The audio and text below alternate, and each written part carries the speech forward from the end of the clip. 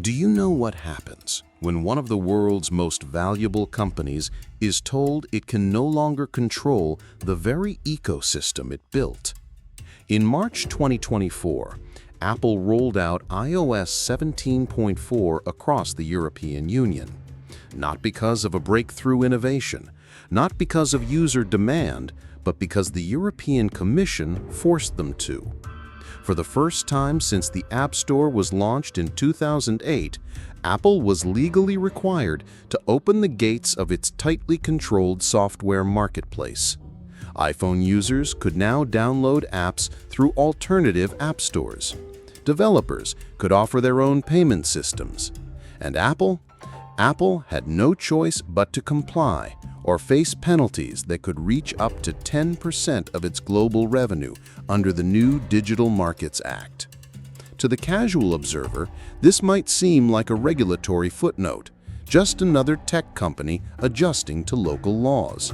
But for those who had followed the saga closely, this was the culmination of years of mounting pressure, lawsuits, political backlash, and developer frustration. Behind the headlines of Apple opens App Store lay a battle for control over money, data, creativity, and market access. It was a battle that exposed the fragility of Apple's walled garden and challenged the company's long-standing narrative of being the protector of user privacy and security. This story doesn't begin with iOS 17.4. It begins with a question that had been festering for over a decade. How did a company once hailed for democratizing mobile apps become the very gatekeeper many developers feared? How did Apple go from savior to censor in the eyes of its critics? And more importantly, was its iron grip ever about protecting users or about something far more lucrative? In 2019, Spotify filed an antitrust complaint against Apple with the European Commission, accusing the tech giant of using its App Store rules to stifle competition and unfairly promote Apple Music. That complaint opened the floodgates. Epic Games followed with its high-profile war over Fortnite. The Netherlands launched its own investigation. U.S. lawmakers began asking uncomfortable questions. And at the heart of it all was a single, seemingly innocuous rule. If you want to sell something on iOS, you have to go through Apple and pay the price. The consequences of that rule were staggering. Apple's 30% commission on in-app purchases became known as the Apple tax. Apps that dared to question it were threatened, rejected, or removed. Developers were gagged by strict NDAs, and consumers, often unaware, were forced to pay more, quietly funding Apple's multi-billion-dollar services empire. But how did Apple manage to hold on to this control for so long in an era supposedly defined by openness and innovation? That's where this story takes a darker turn. Because once you peel back the polished surface of Cupertino's branding, the minimalism, the clean lines, the promises of privacy, you begin to see the machinery underneath. A machinery designed not just to deliver user experience, but to shape markets, extract revenue, and neutralize dissent. Apple didn't just build a platform, it built a choke point. And it did so with extraordinary precision. But to understand how it really happened, we need to go back. Why would a company that claims to champion privacy, user experience, and innovation find itself at the center of a global antitrust reckoning?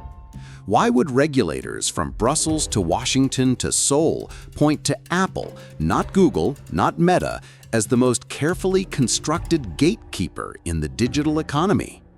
And more fundamentally, why does a company that makes sleek devices suddenly feel so monopolistic? For years, Apple presented itself as the antithesis of big tech's darker tendencies. While Facebook harvested data, Apple encrypted it. While Google chased ad dollars, Apple focused on hardware excellence. While Amazon saturated every industry it touched, Apple claimed only to make tools. But somewhere along the way, the narrative shifted. No longer was Apple seen merely as the designer of beautiful products. It had become the enforcer of an ecosystem, one that thousands of developers quietly resented and millions of users didn't even know they were trapped inside. So how does market dominance really form? Is it brute force or something more elegant? Is a monopoly always built with blood and iron, or can it emerge under the guise of quality and trust? What if the most powerful form of control isn't the loudest, but the most invisible, the kind that wraps itself around the rules, the contracts, the default settings? In Apple's case, it wasn't just about building the iPhone, it was about controlling what happened after you turned it on. For every app installed, every subscription renewed, every purchase made, Apple took its cut. Not just once, but again and again across millions of devices and billions of transactions. Developers couldn't direct users to cheaper options outside the app. Payment links were banned, competing app stores were forbidden. Even mentioning alternative platforms could get an app rejected. The App Store wasn't just a marketplace, it was a controlled funnel, and Apple, standing at the top, held the valve. And yet, for years, this control went mostly unchallenged. Why? Because users loved their iPhones. Developers wanted access to the massive iOS market. And Apple's marketing machine had convinced the world that what was happening wasn't exploitation, it was security, elegance, design. It was for your own good. But if the App Store is a product, who is the customer? The user, the developer, or Apple itself? And if Apple sets the rules, enforces the rules, and profits from the rules, is that a platform or is that a regime? This is the heart of the Apple App Store dilemma. A company that built the most beloved consumer product in history also built one of the most unyielding business models in the tech world. The line between protection and profit blurred long ago, and as that line faded, a new reality emerged. One where Apple's grip wasn't just technical, it was legal, economic, and psychological. To find the answer, we must go back to the beginning. In 2007, Steve Jobs stepped onto a dimly lit stage at Macworld San Francisco and introduced the world to the iPhone, a product that would not only redefine mobile phones, but quietly lay the foundation for one of the most powerful digital marketplaces in history.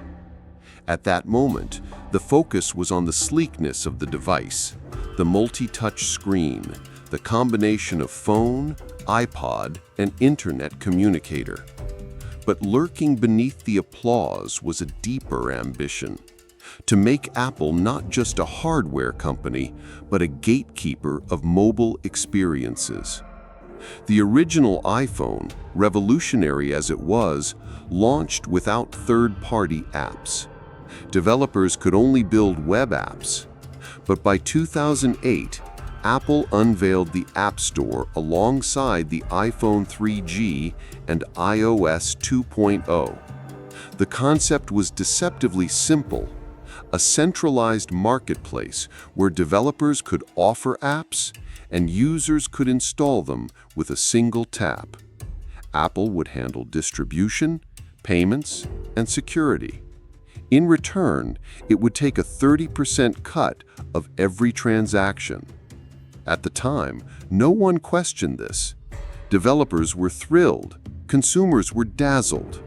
Apple had solved what had long been a chaotic and unsafe process on other platforms. Jobs called it a revolution in software distribution, and it was. The App Store democratized mobile development. Thousands of developers, from solo coders to startups, now had access to millions of users.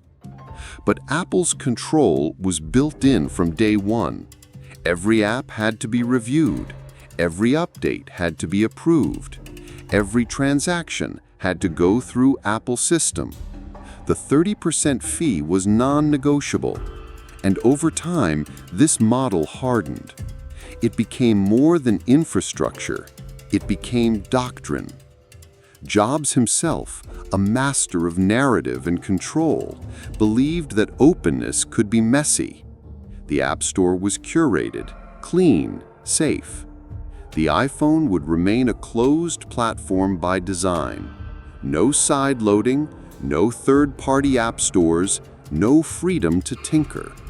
This wasn't just about security.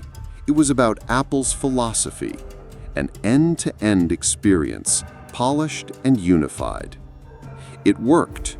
By 2010, the App Store had over 250,000 apps. By 2015, more than 100 billion downloads. Apple's services division, once a footnote in earnings reports, began to boom. And while developers grumbled about rejections and opaque rules, few dared to speak publicly. The App Store was simply too important. To criticize it was to risk banishment.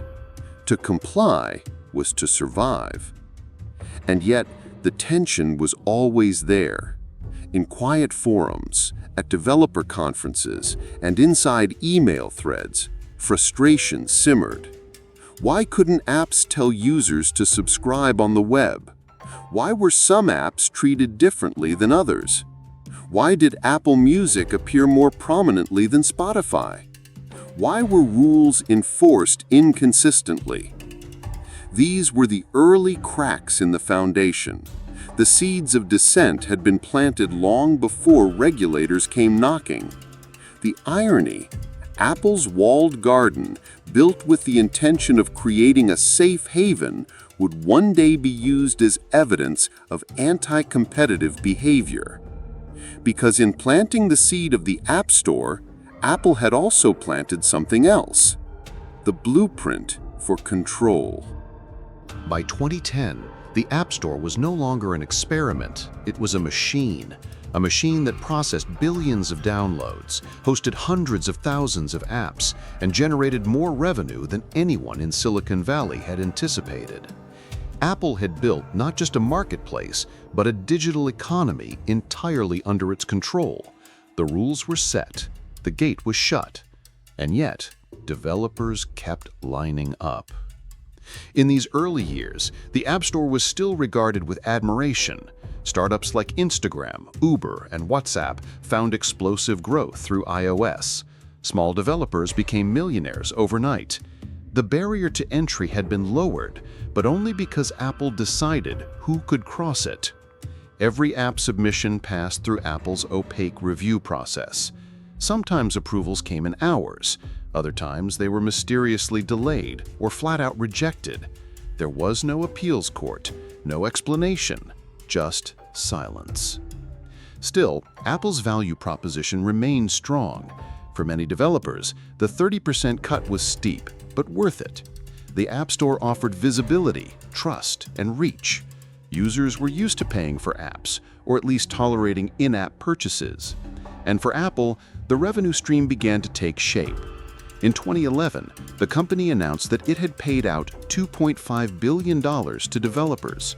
But behind that payout was a $1 billion cut for Apple itself, and growing.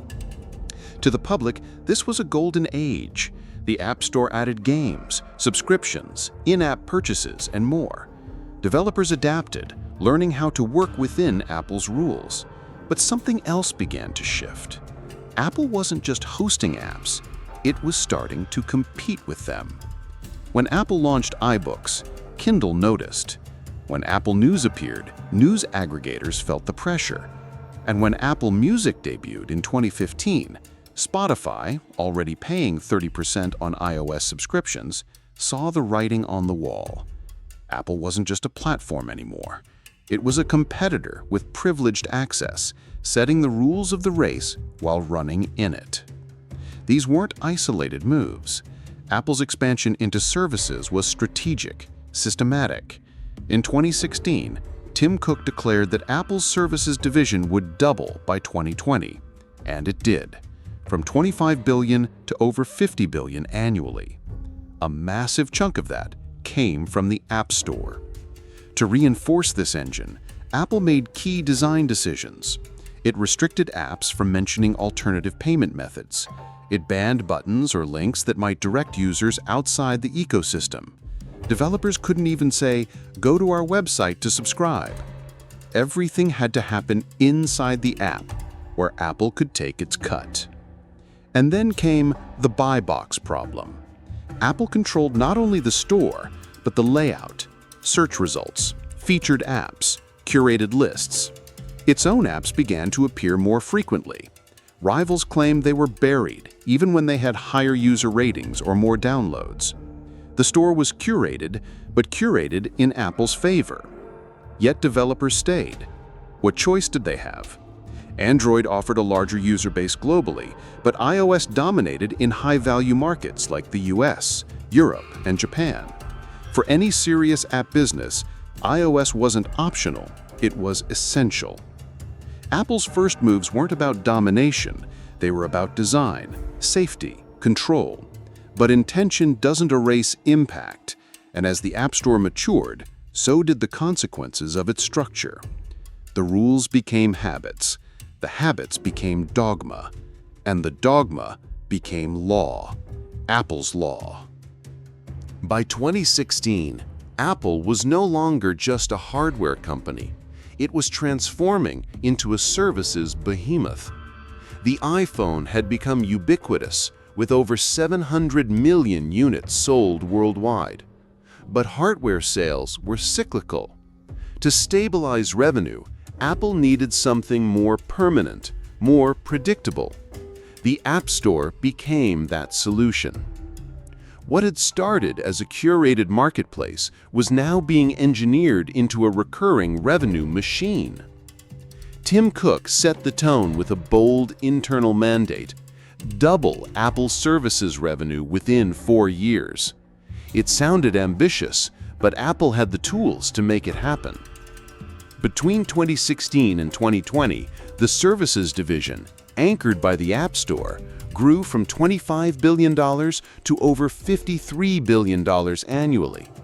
It became Apple's second-largest business line after the iPhone. Analysts began calling it the company's sleeping giant.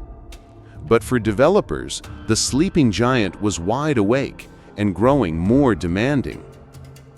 Apple's strategy was multifaceted. First, it leaned into subscriptions.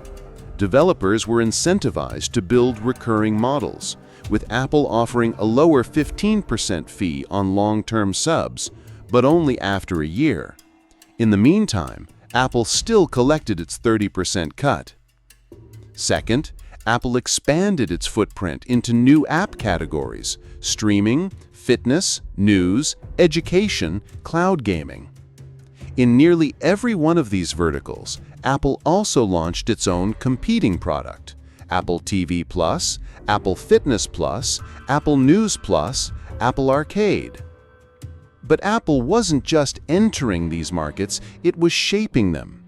With full control over App Store design, it could elevate its own offerings above rivals. Promotional banners, search prioritization, and curated sections routinely favored Apple's apps. Developers noticed. Spotify alleged that Apple Music was promoted more aggressively despite having fewer updates.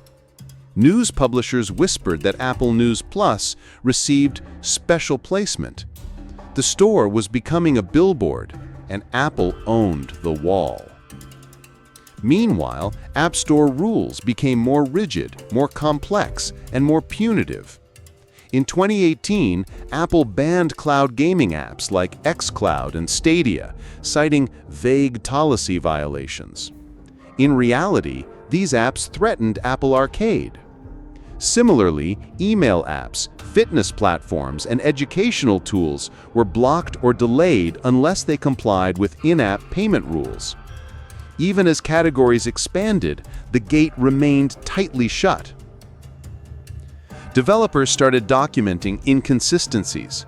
Some apps were allowed to bypass certain rules, Amazon, Netflix, Hulu, while others faced rejection for the same behavior. The criteria weren't transparent. What mattered wasn't the policy, it was the leverage. If you were big enough, Apple negotiated. If you weren't, you complied. This environment created a chilling effect. Startups that might have disrupted incumbents hesitated. Venture capitalists began factoring in App Store risk. A founder could build a brilliant product only to watch it die in review. Apple's review team, often criticized as under-resourced and opaque, held immense power over the fates of companies. And the numbers were staggering. By 2020, the App Store hosted over 1.8 million apps, served 500 million weekly visitors, and generated over $64 billion in developer revenue, of which Apple took tens of billions. This wasn't just a toll booth, it was a command center. In public, Apple touted privacy and safety. Behind closed doors, it was optimizing revenue. Every new rule, every policy tweak, every algorithmic adjustment moved the company closer to a model where value extraction was maximized and dissent was minimized. The App Store's hypergrowth wasn't a side effect. It was a deliberate evolution. Apple had turned its ecosystem into an empire. And in doing so, it had turned its partners into dependents and its developers into tenants. By the end of the 2010s, Apple had done more than just scale its App Store. It had reshaped the digital marketplace in its image. The result wasn't just dominance, it was dependence. Developers relied on iOS for access to affluent, loyal users. Subscription businesses couldn't afford to lose their App Store foothold. And rivals? They were either absorbed, sidelined, or locked out entirely. Spotify was among the first to realize the walls were too high. After years of operating under Apple's restrictions, it could no longer offer new user signups through its iOS app. Doing so would mean forfeiting 30% of its subscription revenue. Competing on price was impossible. Promoting alternatives was banned. And Apple Music, Apple's own product, faced none of these restrictions. It came pre-installed, integrated with Siri, and promoted directly through the App Store. The imbalance wasn't theoretical, it was quantifiable. Apple controlled not only how apps were discovered, but also how they were monetized. If a developer wanted access to the App Store's 1 billion iPhone users, they had to play by Apple's rules or get locked out. For fitness apps, education platforms, streaming services, dating apps, productivity tools, the choice was stark. Either pay the Apple tax or give up the most valuable market segment in tech. Some competitors tried to fight. Email startup Hey made headlines in 2020 when its app was rejected for offering subscriptions outside Apple's payment system. Basecamp, the company behind Hey, went public with its frustration, but Apple held the line. Developers weren't allowed to tell users they could subscribe elsewhere. They weren't even allowed to link to a website. The App Store was not just a store, it was a sealed chamber. Every exit was bricked.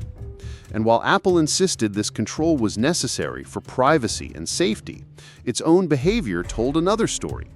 Large partners like Amazon were granted special deals. Prime Video, for example, was allowed to bypass the in-app purchase rule under a secret agreement. Meanwhile, smaller developers were left with automated rejections and boilerplate emails.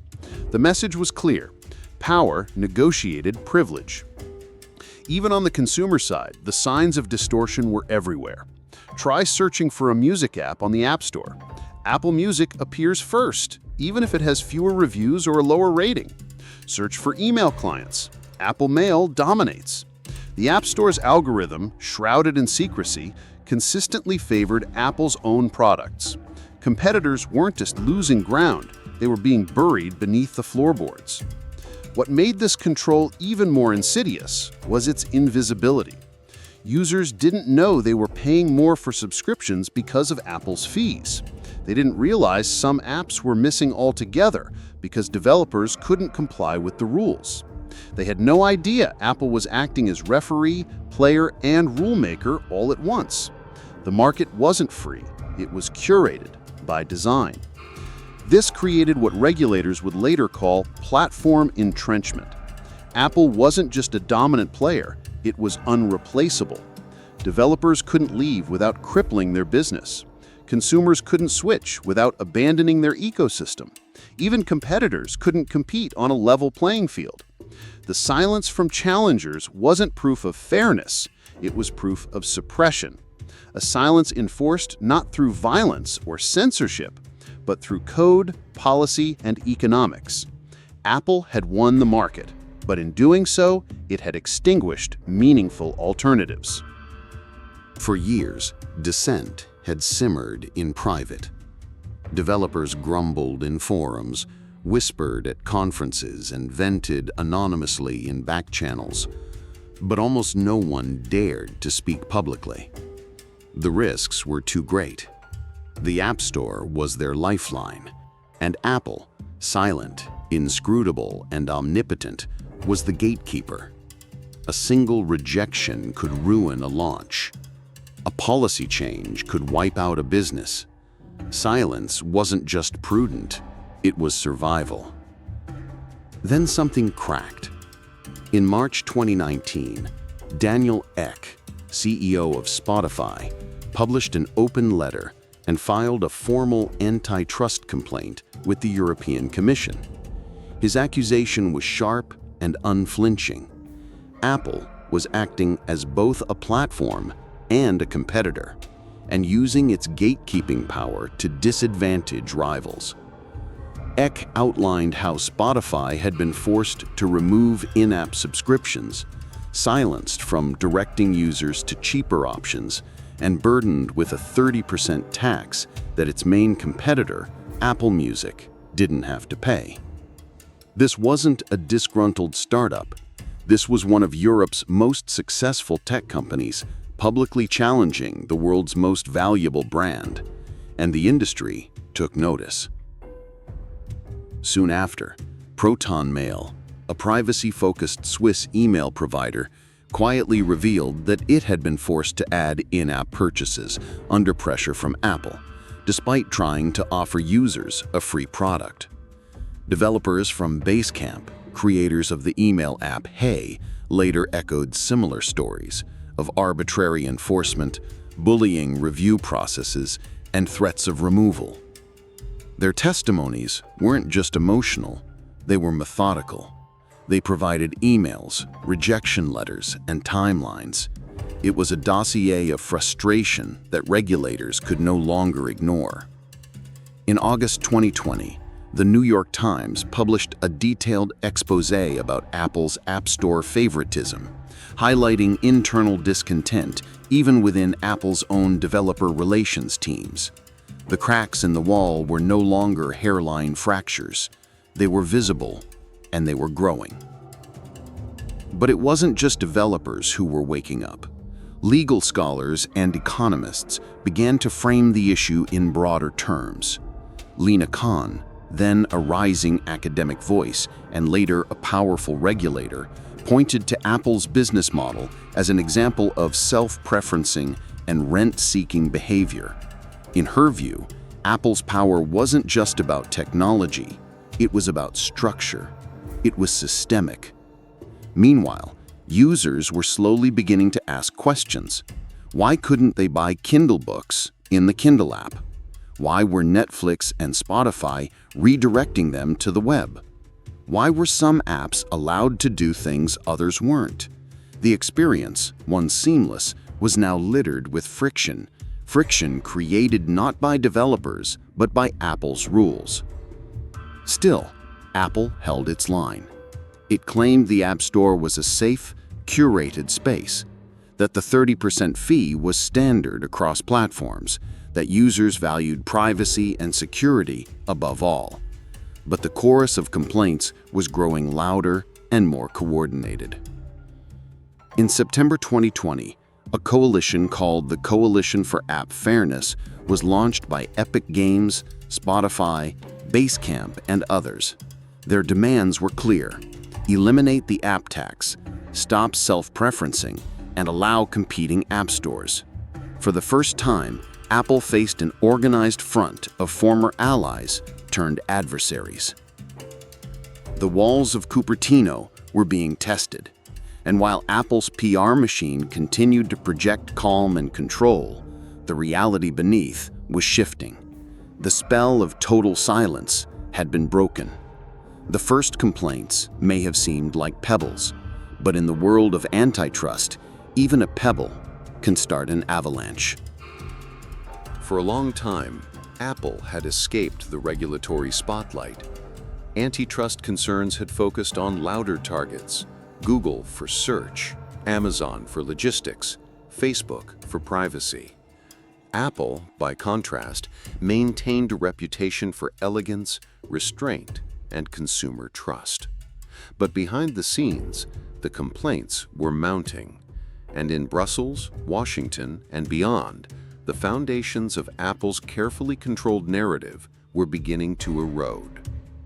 In March 2019, just days after Spotify filed its official antitrust complaint, the European Commission, under Commissioner Margrethe Vestager, opened a preliminary inquiry. At first, it was quiet. No press conferences, no lawsuits, just a series of questions sent to app developers across Europe. Do you feel pressure from Apple? Are your prices affected? Have you been rejected from the App Store without explanation? The regulators were building a case not through headlines, but through paperwork. Vestager, known for her aggressive pursuit of big tech, particularly Google's 8.25 billion euros in fines, approached Apple with precision. She understood that Apple's power wasn't about market share in search or ads, but about platform dependency. Her team began framing the App Store not just as a business model, but as a gatekeeping system embedded deep within the digital economy. By June 2020, the European Commission formally launched 2 investigations, one into Apple's rules for music streaming apps, Spotify, and another into in-app purchasing and restrictions on directing users to alternative payment options. In her public statement, Vestager noted, "Apple appears to set the conditions on how Apple's App Store is used by app developers. It obtains significant control over its users' devices. We need to ensure that Apple's rules do not distort competition in markets where Apple is competing with other app developers." It was the beginning of a long, methodical process. Meanwhile, across the Atlantic, the tone was shifting. In July 2020, the U.S. House Judiciary Committee held a historic antitrust hearing with the CEOs of Amazon, Google, Facebook, and Apple. Tim Cook, calm and composed, defended the App Store, saying, "We treat every developer the same." But emails presented during the hearing, some internal to Apple, suggested otherwise. Preferential deals, special treatment for certain partners, and deliberate rule bending began to surface. In October 2020, the House Judiciary Subcommittee released a 449-page report concluding that Apple had monopoly power over software distribution on iOS devices, and that it used this power to extract rents and disadvantage competitors. The language was no longer vague. Apple was officially under suspicion. Other jurisdictions followed. In South Korea, regulators began examining Apple's restrictions on payment systems. In Japan, the Fair Trade Commission opened a review into App Store practices. Even India's Competition Commission launched an investigation in late 2021. But it was Europe that moved first, and with the most force. Behind the scenes, EU lawyers and economists worked to establish that Apple fit the legal definition of a gatekeeper, a status that would soon be enshrined in the Digital Markets Act, DMA. The act, set to take effect in 2023, would empower Brussels with unprecedented tools, the ability to impose structural remedies, levy massive fines, and even force interoperability across digital platforms. For Apple, the clock was ticking. The App Store was no longer a private empire. It was a regulatory target. And the walls that once insulated Apple from scrutiny were beginning to feel more like glass. When the European Commission launched its formal investigations in 2020 and the US Congress labeled Apple a monopolist, the company didn't panic. It recalibrated. Unlike Facebook's defensiveness or Google's stonewalling, Apple adopted a calm, deliberate posture, projecting confidence while quietly reshaping its narrative. The goal wasn't to fight regulators in courtrooms. It was to win them over in the court of public opinion. Apple's first line of defense was the consumer. Tim Cook repeatedly emphasized the company's unwavering commitment to privacy, security, and user experience. In interviews and shareholder meetings, he painted the App Store not as a business strategy, but as a moral imperative. "We want to keep our users safe from malware, fraud, and exploitation," he said in an August 2020 earnings call. "That's why we review every app and why our payment system is designed to be secure and trustworthy." It was a message crafted to resonate not just with regulators, but with the public. Apple wasn't dominating the market, it was protecting it. But behind the scenes, Apple was mobilizing its full corporate apparatus. The company ramped up its lobbying presence in Brussels and Washington. According to public disclosures, Apple's EU lobbying budget jumped from €600,000 in 2019 to over €1.75 million in 2021. It hired former regulators, seasoned lawyers, and antitrust experts. In the US, Apple's lobbying team began coordinating with lawmakers seen as sympathetic to tech or wary of overregulation. Simultaneously, Apple started making targeted policy changes, small concessions, timed to coincide with moments of public pressure. In 2020, the company announced the App Store Small Business Program, lowering the commission to 15% for developers earning under $1 million annually. It affected 98% of developers, Apple claimed, though it conveniently left out that these developers only accounted for a small fraction of App Store revenue. The move was hailed by some as progress, but critics saw it differently. A preemptive strike against regulation designed to take the wind out of activist sails. Then came the lawsuits, most notably Epic versus Apple in the United States. Apple's legal team, led by veteran counsel and former FTC lawyers, argued that Epic had breached its contract and that the App Store's rules were not monopolistic, but standard. They pointed to Android, where sideloading was possible, and claimed that developers had alternatives. They cited Apple's investments in platform safety and emphasized the risks of opening the ecosystem. But Apple wasn't just arguing in court, it was maneuvering in code.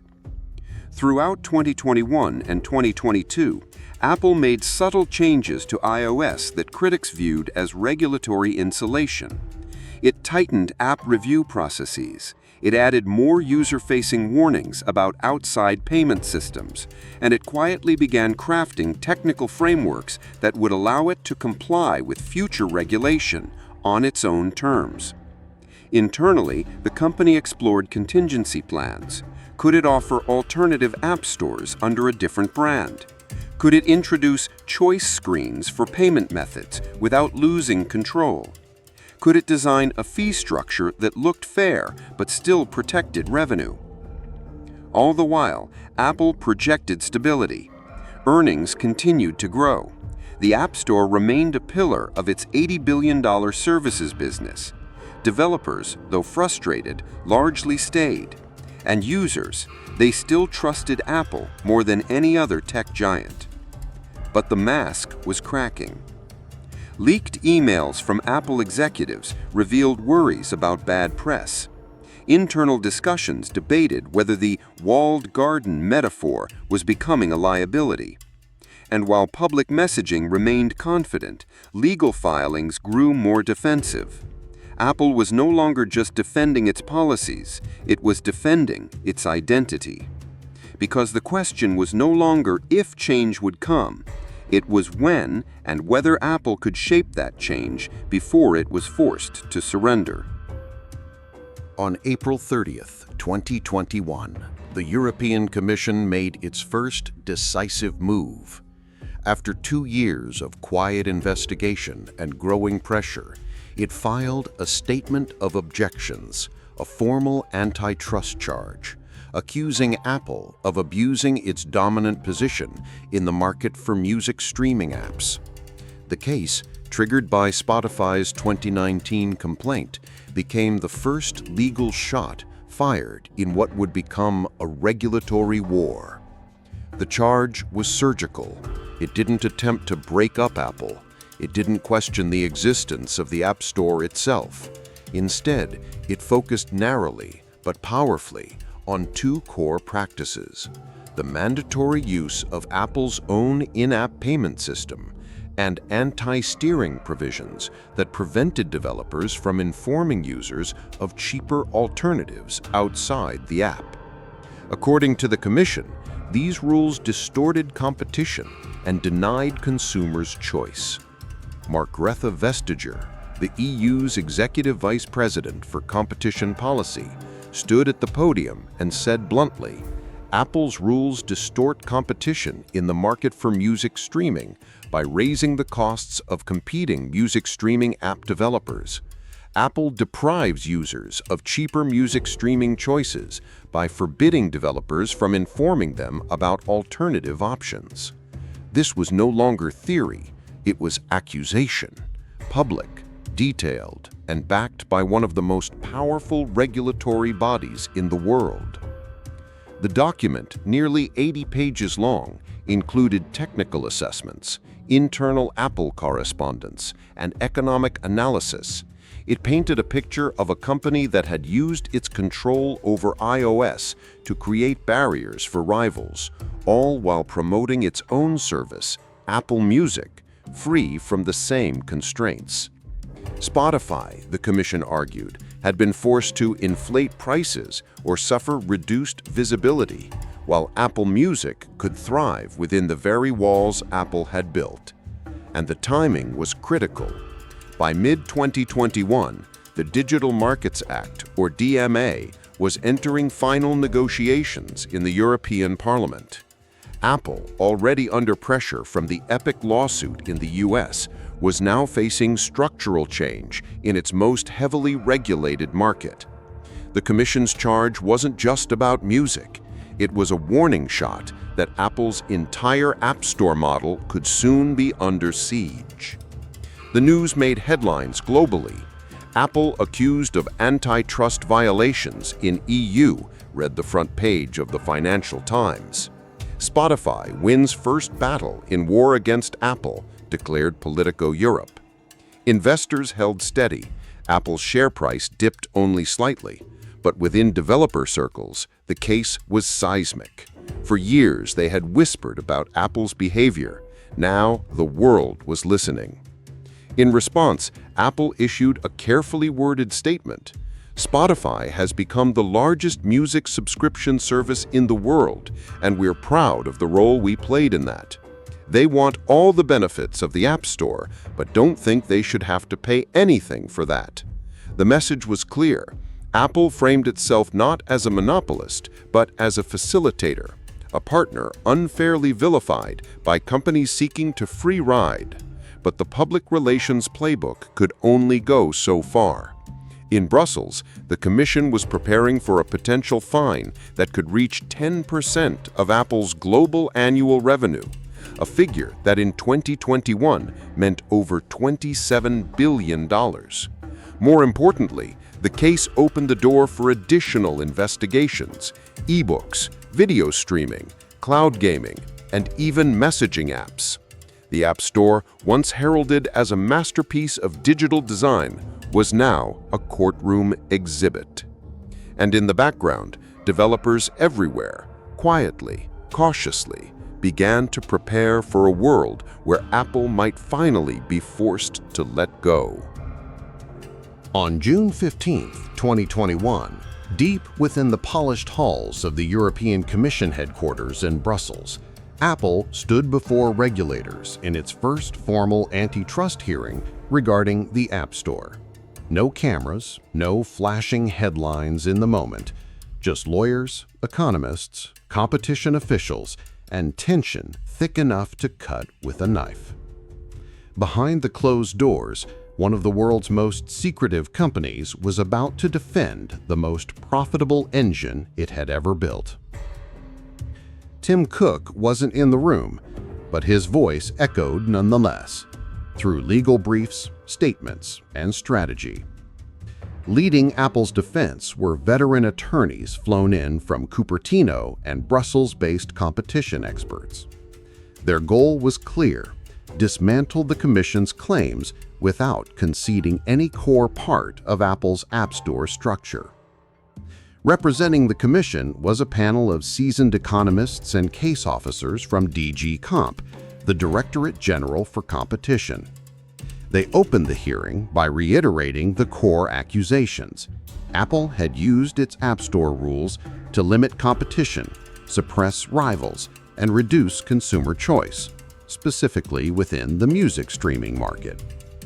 Spotify's legal team was present as a third party, allowed to offer oral statements and supporting documents. They painted a vivid picture: a smaller company forced to navigate an uneven playing field. Every time Spotify attempted to grow on iOS, Apple raised the toll by policy, visibility, or outright threats of rejection. They presented charts showing conversion drop-offs when users were rerouted to the web. They showed internal developer emails expressing frustration and fear. One product lead reportedly wrote, "We're one rejection away from our entire roadmap collapsing." The Commission then presented email chains between Apple executives discussing how to handle problematic developers, those pushing back against App Store rules. In one message, an Apple exec suggested tightening enforcement quietly to avoid public backlash. Another flagged Spotify's workaround attempts with a single word: kill. The air in the room shifted. Apple's counsel stood, composed but assertive. They acknowledged the 30% fee, but emphasized it was industry standard, used by Google Play, console makers like Sony and Nintendo, and supported by Apple's enormous investment in infrastructure. They reiterated that Spotify had thrived on iOS, growing its user base and market share, in part thanks to Apple's platform. They accused Spotify of wanting a free ride. But cracks in the argument were beginning to show. A Commission official asked whether Apple Music was subject to the same in-app payment restrictions. Apple hesitated. Technically, yes, but practically, no. Apple Music didn't pay itself. There was no middleman, no 30% cut, just a seamless experience, while rivals were forced into clumsy detours. Another regulator pressed Apple on anti-steering. Why can't a developer tell users there's a cheaper price on their website? The response, that it would complicate user experience, was met with visible skepticism. One official reportedly leaned back and whispered, "or complicate Apple's margins." Throughout the day, witnesses were heard. Experts on digital competition described how platform control could create silent monopolies. A former Apple developer, now with an independent email app, testified about their app being rejected 5 times in a row, each time for a different, shifting reason. He said, "There was no rule, only power." The hearing didn't end with a gavel. It ended with silence. Papers gathered, glances exchanged, a few muttered comments in the corridor. But inside the Commission's deliberative chambers, momentum had shifted. This wasn't just about music streaming anymore. It was about a gatekeeper being dragged into daylight. And while Apple had survived its first legal confrontation, it had done so under scrutiny it could no longer control. The battle was no longer theoretical. It was procedural, official, and irreversible. In the months following its first EU hearing, Apple went on the offensive, not in retaliation, but in justification. This was no longer a legal maneuver. It was a campaign, meticulously orchestrated to defend not just policy, but philosophy. The App Store, Apple insisted, was a sanctuary, not a monopoly. The company's legal filings were sharp, thorough, and anchored in data. In response to the European Commission's statement of objections, Apple argued that the App Store had created a vibrant, competitive, and innovative marketplace. They submitted charts showing thousands of new developers entering the platform every month. They highlighted how Spotify had become the world's leading streaming service, not in spite of Apple, but because of it. Apple's central argument was deceptively simple. Choice exists. Developers could build for Android. Users could stream music on Spotify via web apps. Apple had created one ecosystem, not the only ecosystem. But regulators weren't convinced. So Apple expanded the narrative beyond the courtroom.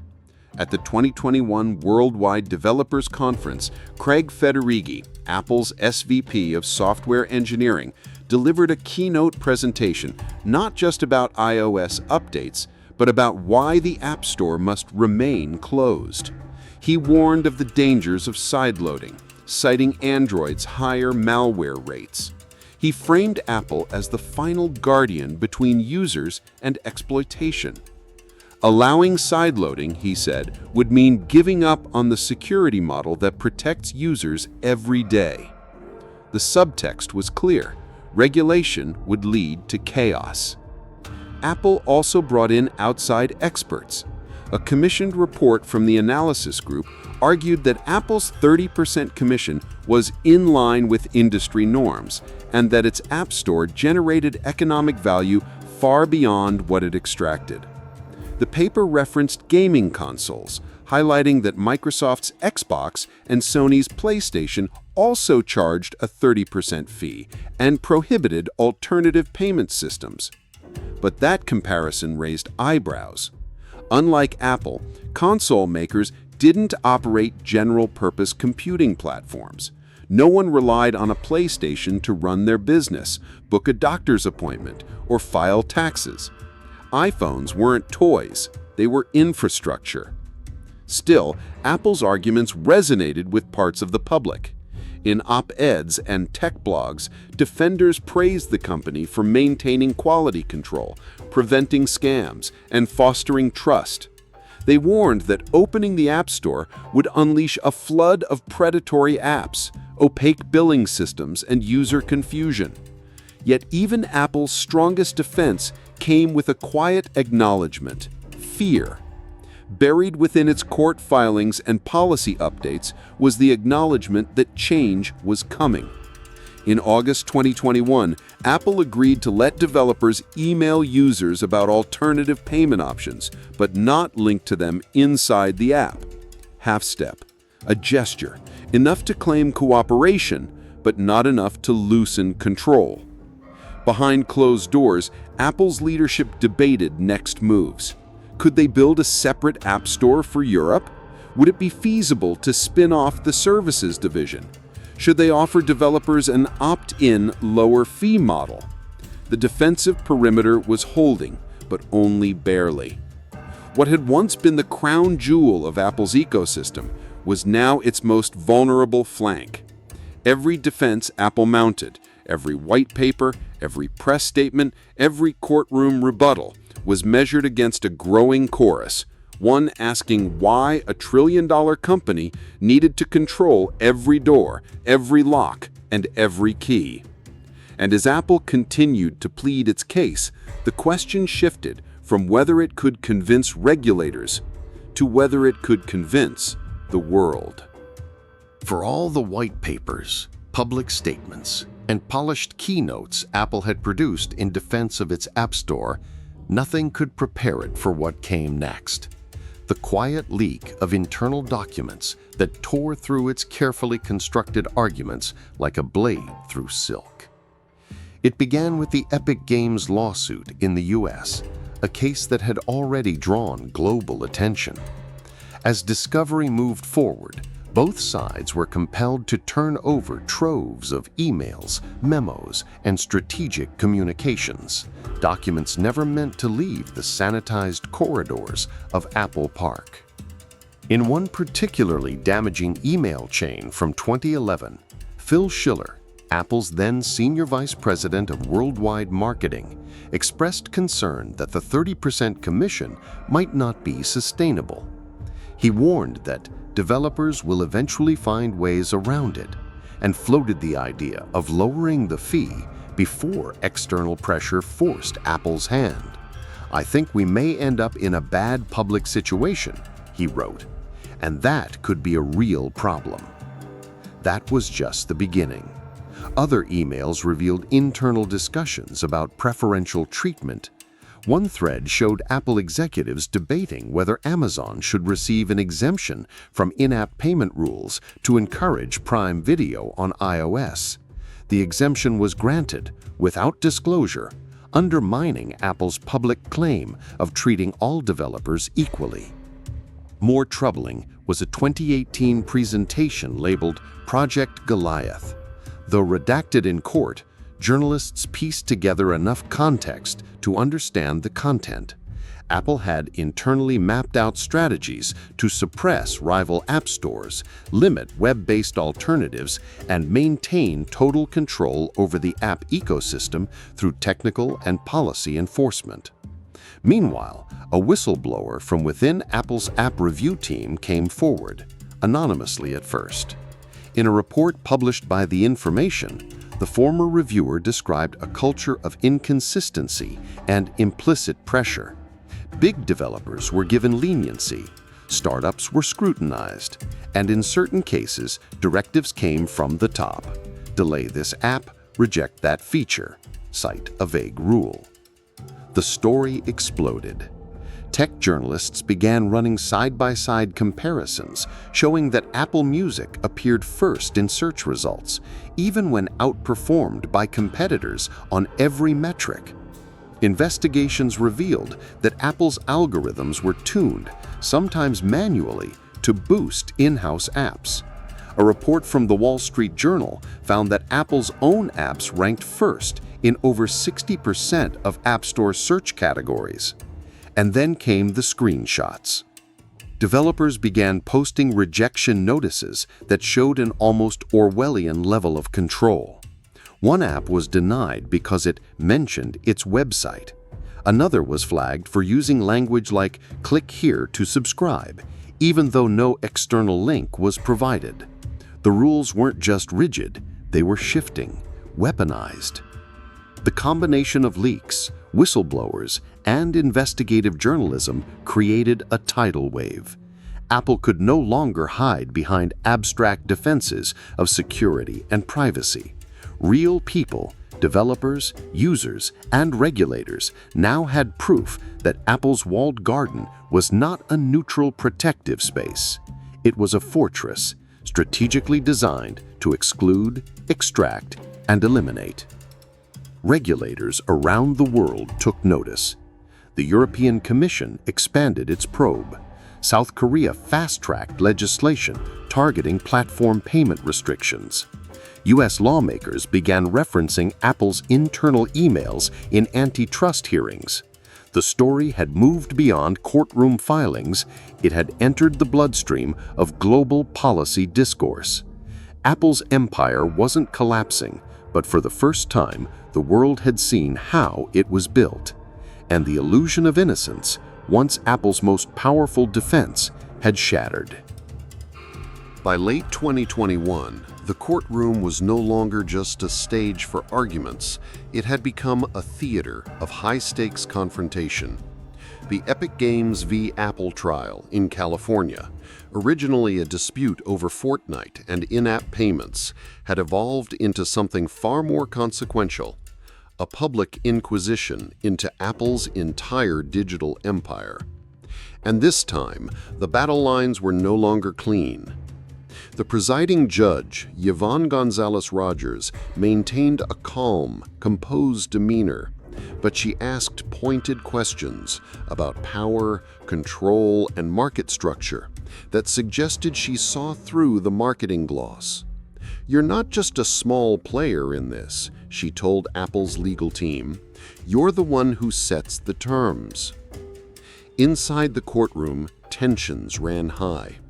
Apple's top executives, including Phil Schiller and Craig Federighi, were called to the stand. Their testimonies were polished, but under cross-examination, cracks appeared.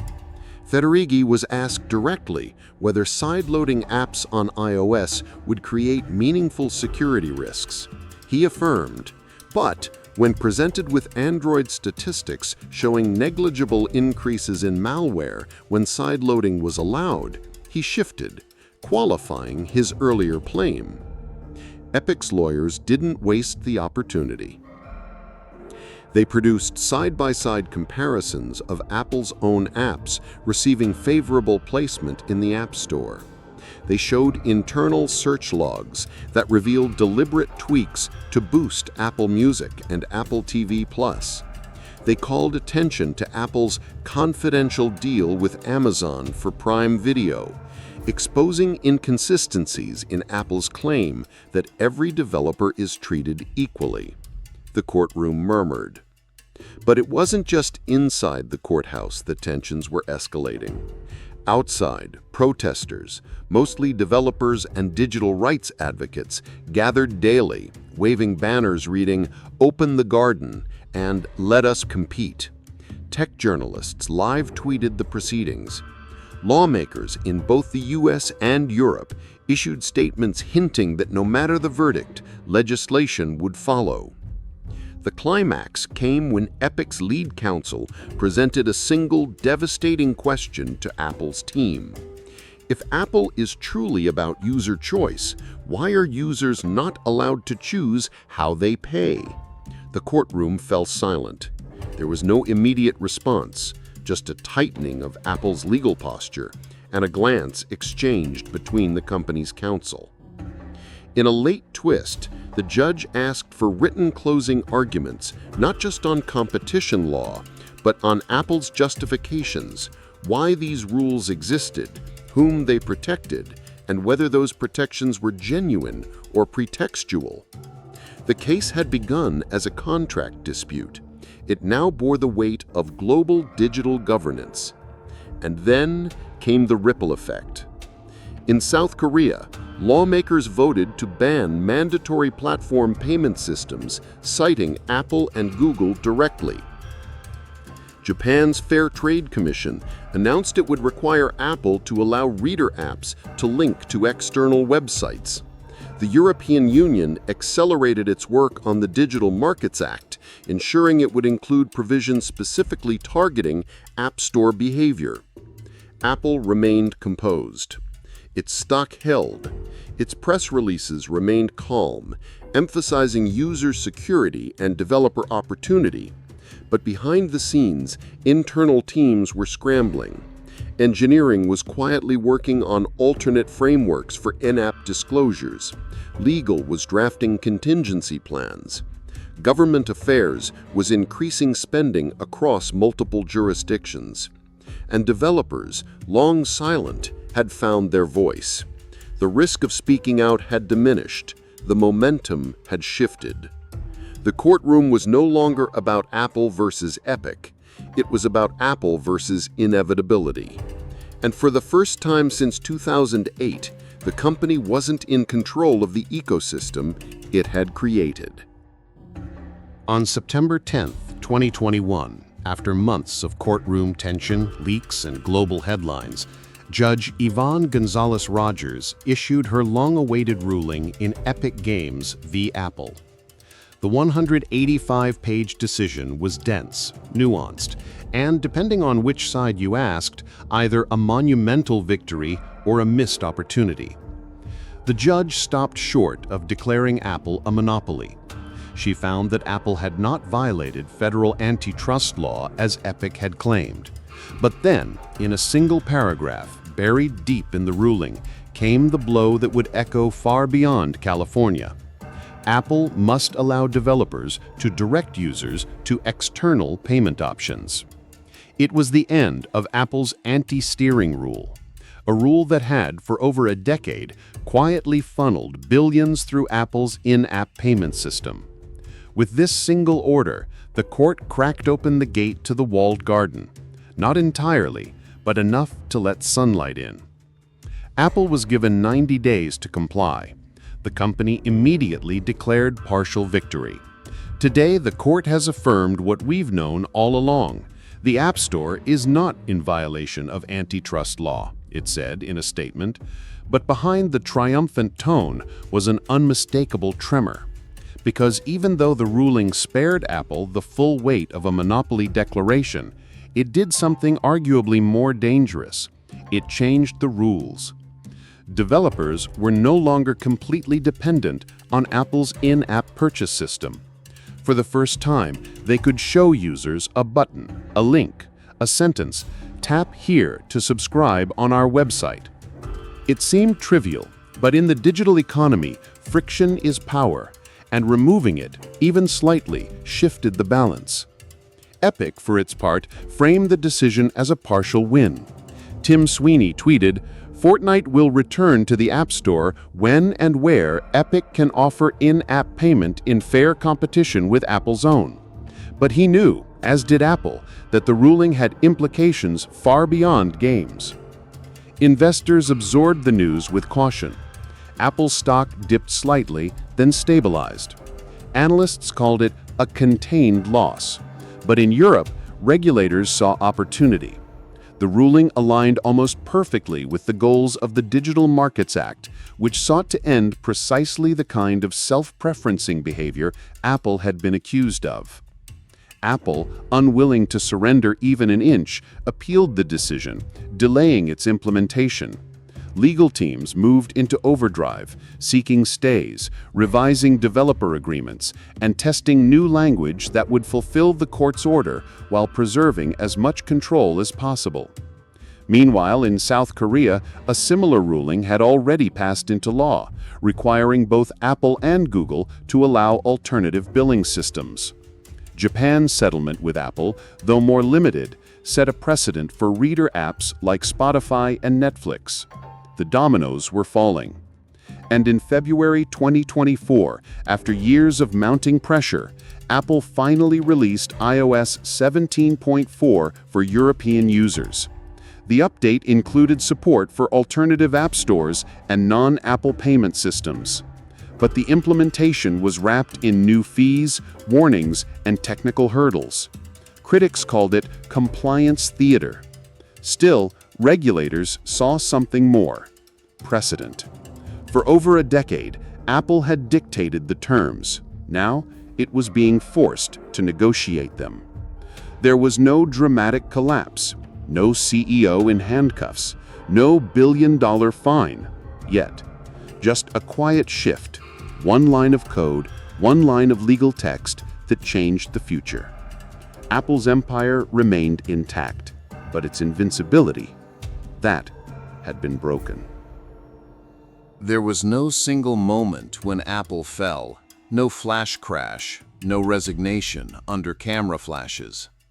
But inside the marble walls of Apple Park, something had begun to erode, and Wall Street could feel it.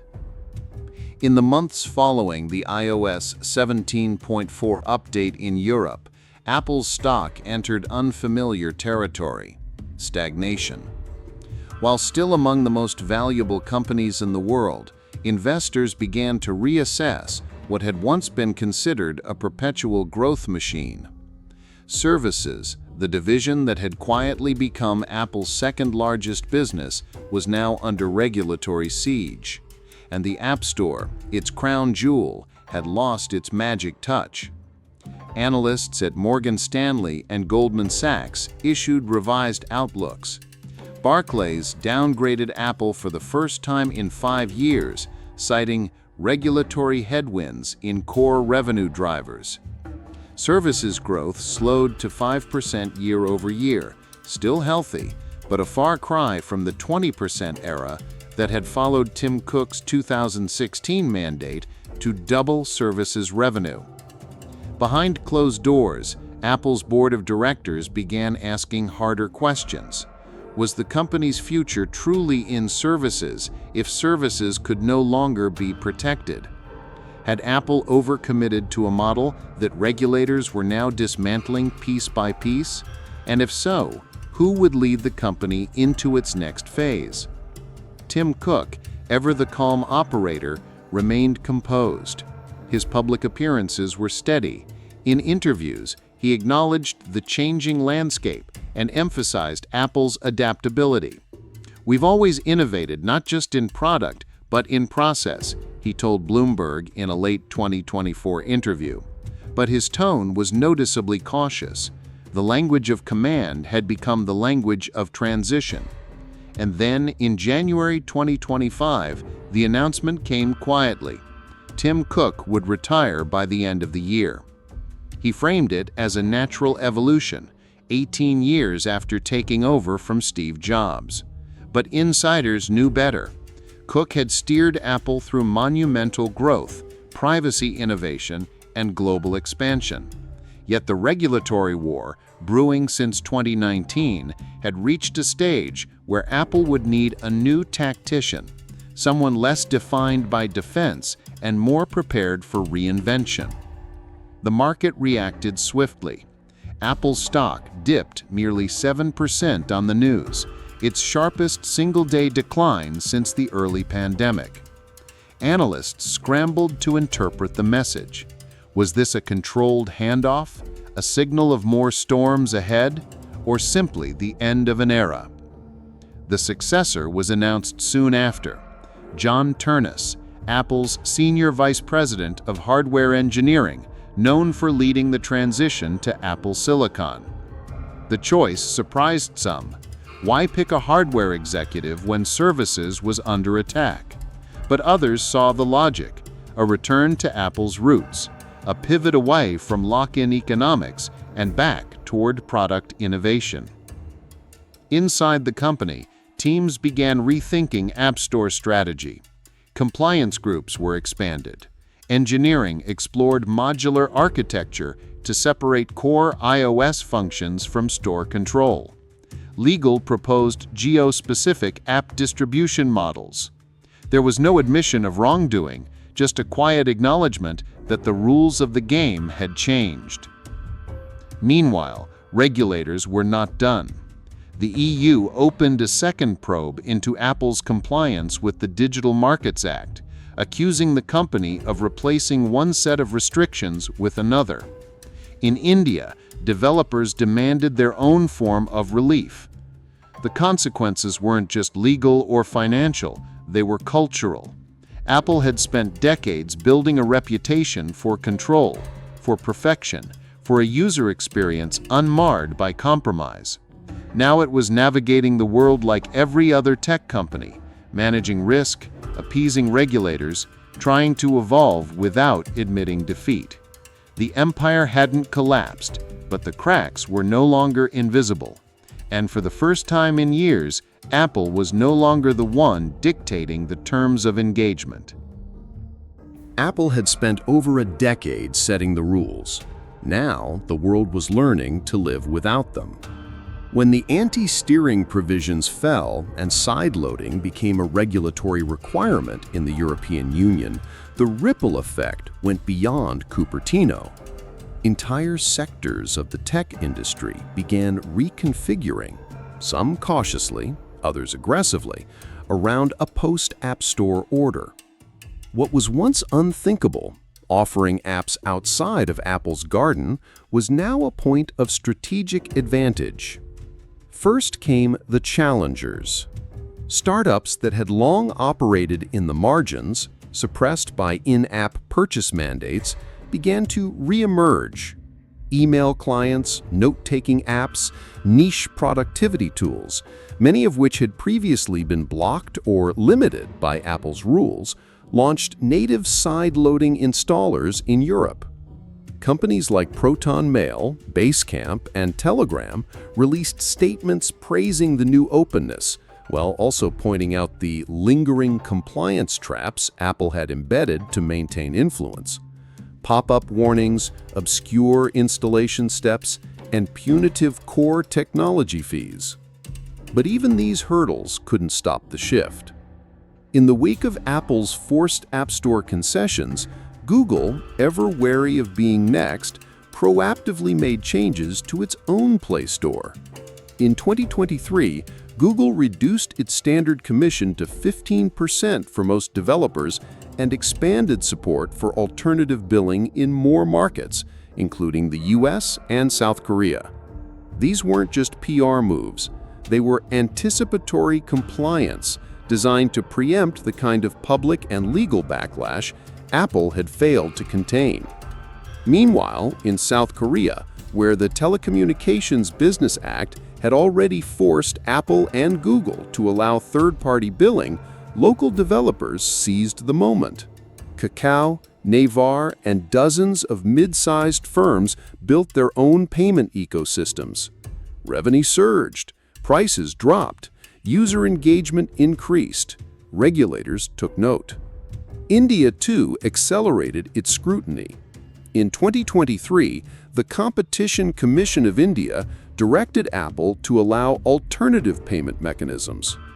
By mid-2024, several Indian startups had created App Store alternatives optimized for regional content and language, platforms that for the first time didn't owe Apple 30% of their margins. In the United States, political momentum began to shift. The Open App Markets Act, once stalled in committee, was reintroduced with bipartisan support. Lawmakers referenced Apple's EU compliance behavior as a cautionary tale, proof that voluntary change was unlikely without legislative force. The tech giants began to adapt not out of innovation, but out of inevitability. Samsung began preloading alternative app stores on devices sold in Europe. Epic Games launched its own cross-platform store with direct side-loading capability, bypassing both Apple and Google. Microsoft, with its cloud gaming ambitions, positioned itself as a developer-first platform, offering zero-commission models in select categories. Even the gaming industry took notice. Valve, the company behind Steam, started exploring mobile integrations outside traditional platforms. In China, domestic app ecosystems, long detached from Apple's rules, began exporting their models abroad. Huawei's App Gallery, once dismissed as a fringe marketplace, now had a blueprint for global expansion, built where Apple had been forced to retreat. What emerged was not a new monopoly, but a mosaic, fragmented, imperfect, but freer. Developers, long shackled by unilateral gatekeepers, began experimenting again. Pricing structures changed, subscription models diversified, and users, for the first time in over a decade, saw choice return to the palm of their hands. Apple remained powerful, but it was no longer singular. The digital marketplace had entered a new era, not just of competition, but of complexity. The rules would continue to evolve, the power would continue to shift. But one truth had crystallized. No gate is unbreakable when enough voices push against it. Years after the first lawsuits were filed and the first cracks appeared in Apple's carefully sculpted garden, the consequences were no longer theoretical. They were structural. The company had not been broken. It had not been dismantled, but something more subtle and perhaps more permanent had occurred. Its reputation had shifted. There was a time when Apple stood above the noise, when the very mention of its name invoked sleekness, simplicity, trust. It was the company that refused to sell user data, that spoke of privacy like a moral obligation, that designed not just products, but experiences. In the public imagination, it was the anti-Facebook, the anti-Google, a walled garden built for protection, not profit. But by the mid-2020s, that image had eroded. Apple was no longer just a hardware giant or a platform steward. It had become a rule maker, a toll collector, a company that, for all its design brilliance, had spent years extracting value through leverage rather than innovation. The scars of the App Store battle were everywhere. Developers still used the platform, but many no longer trusted it. Forums that once praised Apple's ecosystem now hosted threads warning newcomers about opaque rejection processes and arbitrary rule changes.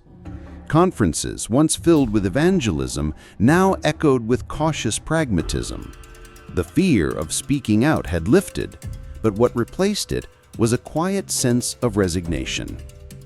Apple, too, had changed. Its leadership, once defined by control and precision, now spoke of compliance, adaptation, geopolitical differences. Press releases were filtered through legal counsel. Keynotes included more disclaimers. Terms like interoperability and regulatory alignment became part of the company's internal vocabulary. Internally, there was unrest. Former employees began speaking anonymously to reporters. Several told The Verge and The Information that product teams often clashed with compliance units over new App Store restrictions.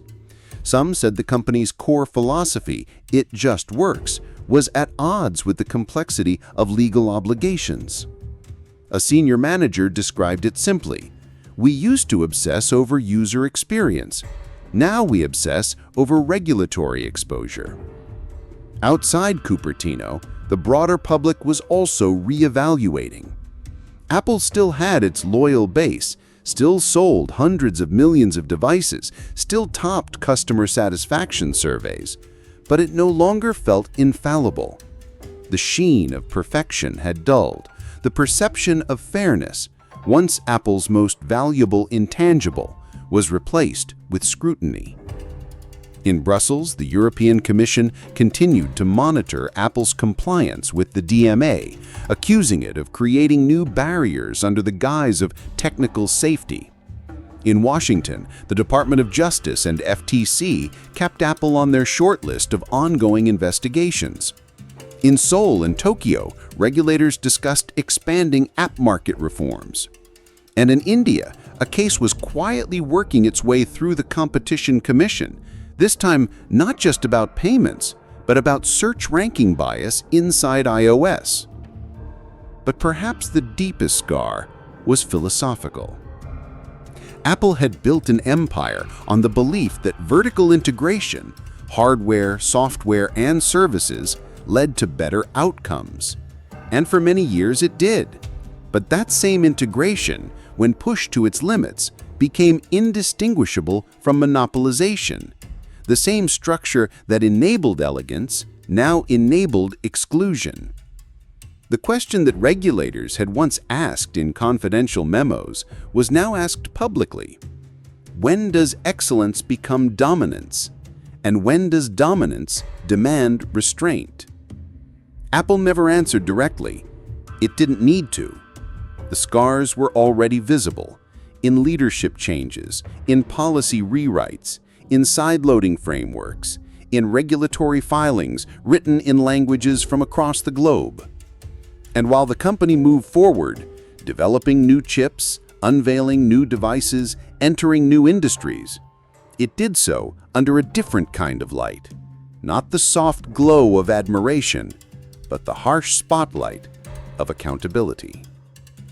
If there's one lesson the Apple App Store saga left for the business world, it's this: control is seductive, but unchecked control will always invite resistance.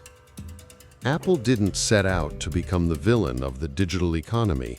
It built the App Store as a solution to real problems: malware, fragmented experiences, and unreliable distribution. And for years, it succeeded. It created value, trust, and a new model for monetizing mobile ecosystems. But somewhere along the way, the same architecture that made it efficient began to make it exclusionary. The first warning signs were easy to ignore: a rejected app here, a developer complaint there, a competitor quietly buried in search results. But over time, these small acts compounded into a system that no longer served the ecosystem. It served the platform owner. And that is the paradox of platform dominance. You win by building something everyone depends on, but dependence breeds scrutiny. And scrutiny, in the age of global regulation and network dissent, leads to reckoning. For entrepreneurs, the cautionary tale is clear. Don't confuse user experience with user entrapment. Elegant design must never become a disguise for economic coercion. The very qualities that make a product beloved can, if weaponized, become its greatest liability. For investors, the takeaway is more complex. For years, Apple's App Store was considered a moat, a defensible source of recurring revenue. But the moat became a trench. The more Apple relied on its services margins, the more exposed it became to antitrust erosion. In the end, the regulatory threat wasn't a line item, it was a systemic risk. And for regulators, the Apple case offered a new kind of antitrust model. One that wasn't about prices or supply chains, but gatekeeping, defaults, and data pathways. It showed that monopolies don't have to look like Standard Oil or AT&T. They can wear the face of a consumer-friendly interface and hide their leverage behind APIs, developer guidelines, and UX flows. But perhaps the most important lesson lies in the question of narrative control. Apple's greatest asset had always been its story, a story about putting users first, protecting privacy, and saying no to the excesses of ad-driven capitalism. That story worked until the documents leaked, the developers spoke out, and the hearings pulled back the curtain. The danger wasn't that Apple was lying. It was that it believed its own myth so deeply it failed to recognize when reality had shifted underneath it. Every founder wants to build a walled garden, a space where experience is perfect, margins are high, and control is total. But the garden only works when people choose to stay. The moment they're locked in, the trust begins to decay. And when trust is gone, no wall is high enough. In the years since the first complaint was filed, Apple adapted somewhat. It opened up in Europe. It lowered fees for smaller developers. It softened its language. But these weren't visionary pivots. They were reluctant adjustments, reactive, not reflective. And for future tech giants, that distinction matters. Because the real question for any dominant company isn't, can we maintain control? It's, can we evolve before the world forces us to? Apple evolved, but it waited too long. The garden is no longer walled. Not completely, not everywhere. But the breach has been made. In Europe, sideloading is now a legal right. In South Korea, platform fees are optional. In Japan, reader apps can finally show their users the way out.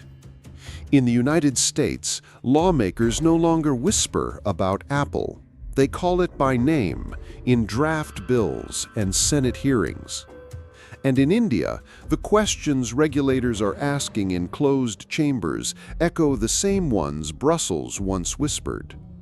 What happens when a company stops enabling the market and starts controlling it? For Apple, the path forward is still paved with profit. iPhones still sell, developers still publish, the App Store still earns billions. But the terrain is different now, rockier, less certain.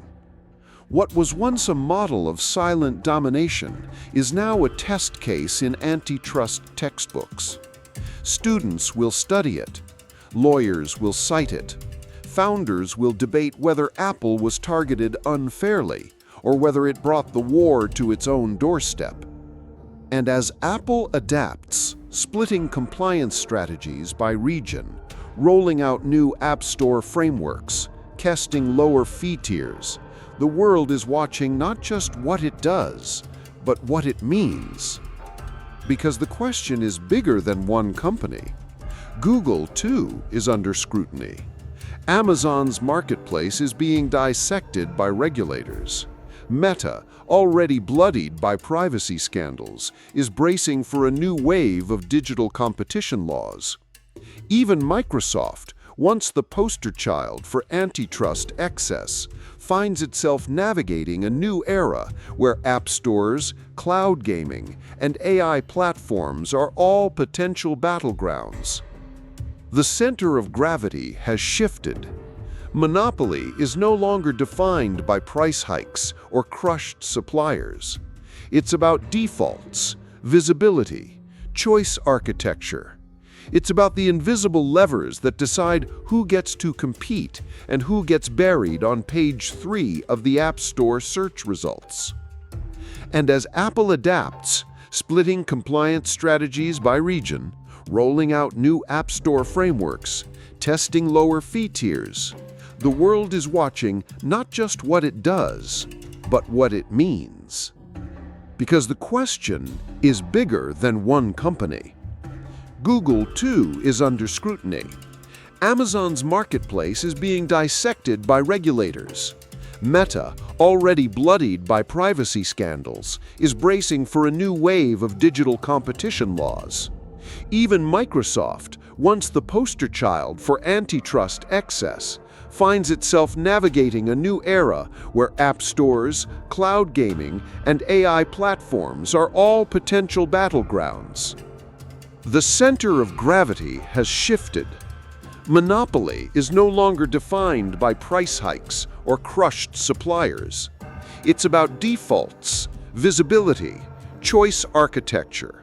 It's about the invisible levers that decide who gets to compete and who gets buried on page 3 of the App Store search results. And as Apple adjusts, others are watching, calculating. How much control can we get away with before someone notices?